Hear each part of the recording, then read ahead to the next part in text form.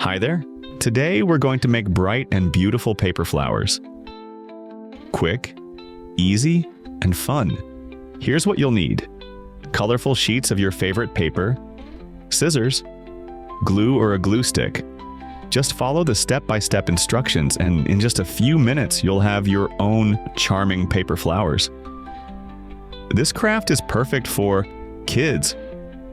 It's a fun way to develop fine motor skills and creativity. Home decor, these flowers can brighten up any shelf, desk, or wall, gifts. Add them to cards or wrap them in a handmade bouquet. Paper crafting is a simple and engaging way to spend quality time with children or relax and enjoy some creative me time. Don't forget to subscribe if you enjoy DIY projects, give us a like and leave a comment. Which flower was your favorite? What kind of crafts would you love to see next? Your support means the world to us and keeps us inspired to create more.